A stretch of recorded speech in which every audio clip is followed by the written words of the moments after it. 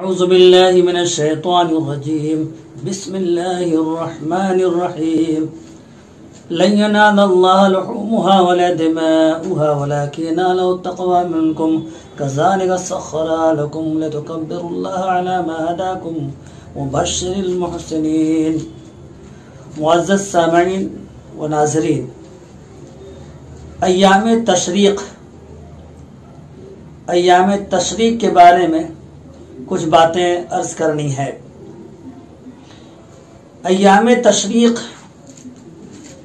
عرفہ کے دن سے یعنی 9 ذی الحجہ فجر سے 13 ذی الحجہ تک یعنی 13 ذی الحجہ کے عصر تک ان دنوں کو ایام تشریق کہتے ہیں.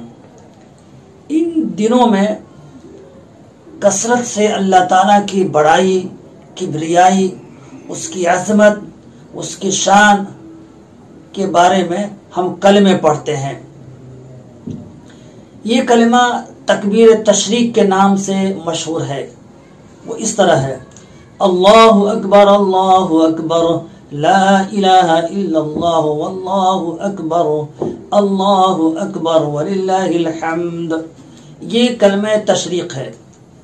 عرفہ کے دن فجر کی نماز کے بعد سے 13 تاریخ کے عصر تک ہر نماز کے بعد، فرض نماز کے بعد ایک بار اس کلمے کا پڑھنا واجب ہے، مردوں پر بھی عورتوں پر بھی. جو شخص نماز پڑھے تو ایک بار بآواز بلند پڑھے. عورتیں آہستہ آواز سے پڑھیں گی. مسجدوں میں متوسط آواز سے پڑھیں کہ مسجدیں گونج اٹھیں. اگر امام صاحب بھول جائیں تو مقتدی زور سے پڑھیں.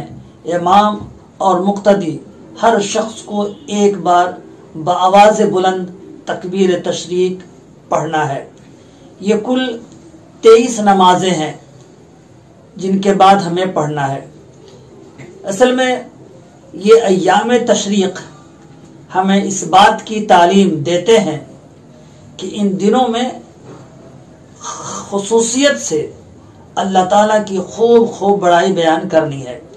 جیسے یہ ایام نحر ہے، ایام ذی الحجہ ہے کہ اس میں مسلسل 9 دن کے روزے، خاص طور سے عرفہ کے دن کا روزہ کا بہت ہی زیادہ ثواب.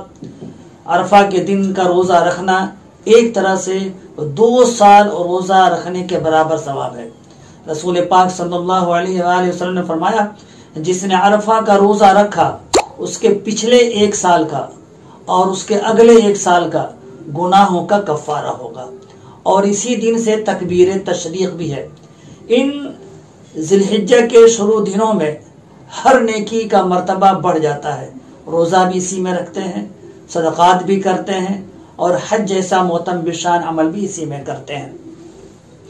آئیے ہم اس کو جاننے کی کوشش کرتے ہیں کہ تکبیر تشریق یہ کلمہ کس طرح سے شروع ہوا.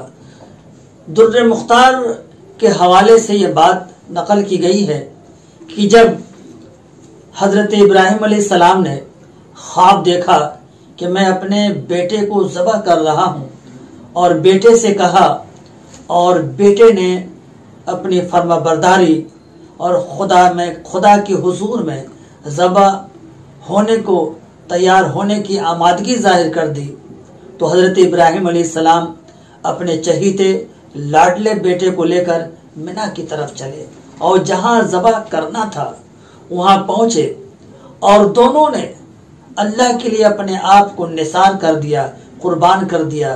یعنی باپ ایک طرح سے عملی طور پر اللہ سے یہ کہتا ہے کہ اے میرے اللہ تعالیٰ، اگر آپ کا حکم یہی ہے کہ میں آپ کی رضا کے واسطے، آپ کے رضا کے واسطے میں اپنے بیٹے کو ذبح کر دوں آپ کے خاطر، تو میں حاضر ہوں. اور بیٹا یہی کہتا ہے، اے اللہ، اگر آپ کی رضا اس میں ہے کہ میں اپنے باپ کے ہاتھوں سے ذبح ہو جاؤں تو یہ ہماری گردن حاضر ہے. باپ کہتا ہے اللہ تعالیٰ بیٹے پر چھری چلانے کے لیے میرا ہاتھ حاضر ہے. دونوں فلما اسلما وتلہ للجبین वनादैनाहु अन या इब्राहीम क़द सद्दक़्ता रुया इन्ना कज़ालिका नजज़िल मुहसिनीन वफ़दैनाहु बिज़िब्हिन अज़ीम। अल्लाह ताला ने जब ये फर्माबरदारी देखी, जब ये जानिसारी देखी, अल्लाह की खातिर बाप बेटे को कुर्बान होते हुए करते हुए देखा, और जब दोनों ने इस तरह का इरादा कर लिया तो बाप ने बेटे को जमीन के बल लिटा दिया, पेशानी नीचे। जब इस तरह आमादगी जाहिर कर दी और इब्राहिम अलैहिस्सलाम ने छुरी बड़ी कुव्वत के साथ गर्दन पर चलाने की कोशिश की तो ऊपर से आवाज आई।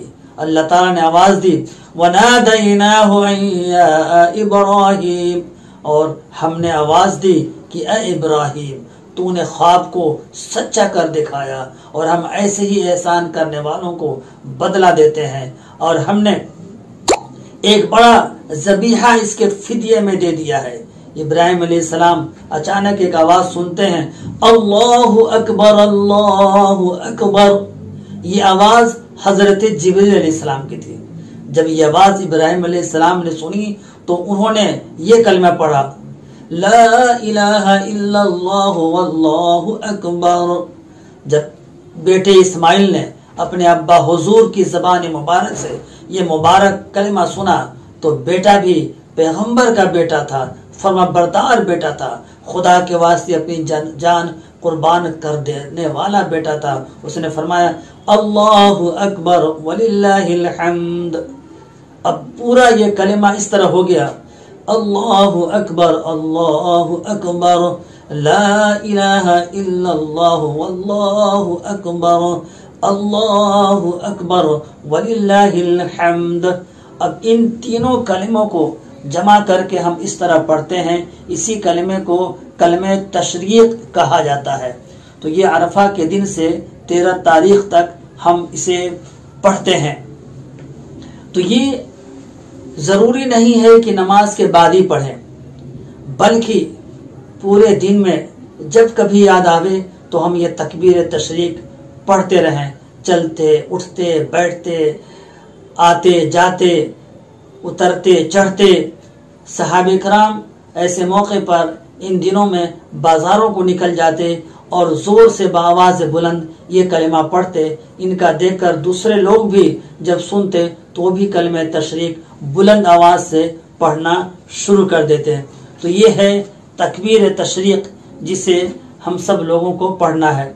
अलबत्ता नमाज जनाजा के बाद नहीं पढ़ना है, ईद की नमाज के बाद भी पढ़ना है और 5 वक्ता नमाज के बाद पढ़ना है।